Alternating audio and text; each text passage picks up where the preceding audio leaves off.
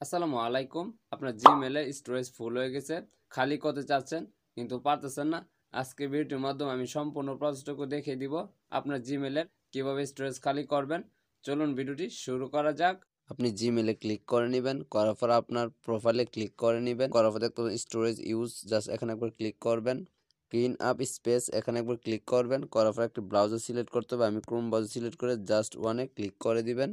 দেখতে পাচ্ছেন আমার স্টোরেজটা অলরেডি 45% ভরে গেছে। 6.81 GB অলরেডি ভরে গেছে। তারপর স্ক্রল করে একটু নিচে আসবেন, আসার পর দেখতে পাচ্ছেন large file, clean up suggest item, large file 2 GB, তারপর 1 GB, তারপর 46 MB। আমি এগুলা ক্লিন করে নিতে পারবো। দেখতে পাচ্ছেন নিচে রিভিউ দেওয়া আছে, জাস্ট রিভিউতে ক্লিক করবেন। করার পর আপনি ইচ্ছা করলে একটি একটি করে সিলেক্ট করে আপনি ডিলিট করতে পারবেন আপনার ডকুমেন্টগুলো। তারপর দেখতে পাচ্ছেন ডিলিট আইকন আছে, জাস্ট এখানে একবার ক্লিক করে দিবেন, তাহলে আপনারটি অটোমেটিক ডিলিট হয়ে যাবে। তারপর দেখতে পাচ্ছেন 1 GB, জাস্ট এখানে একবার ক্লিক করবেন, রিভিউতে ক্লিক করে দিবেন। তারপর আপনার সবগুলো ইনফরমেশন এখানে দেওয়া আসবে। আপনি এগুলো ক্লিন করলে 1 GB খালি হবে। জাস্ট আমি আরেকটু নিচে চলে আসছি, আসার পর একটু স্টোর করে আসবেন।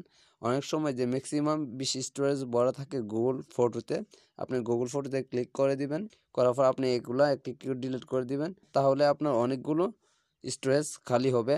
যেহেতু আপনাদের আমি একটা ডিলিট দিলাম, এইভাবে আপনারা ডিলিট করে নেবেন। এইভাবে আপনারা গুগল স্টোরেজ খালি করে নিতে পারেন। ভিডিওটি একটু হলে ভালো লেগে থাকে অবশ্যই চ্যানেলটি সাবস্ক্রাইব করবেন এবং ভিডিওতে লাইক কমেন্ট করে পাশেই থাকবেন পরবর্তী কোনো ভিডিও পাওয়ার জন্য।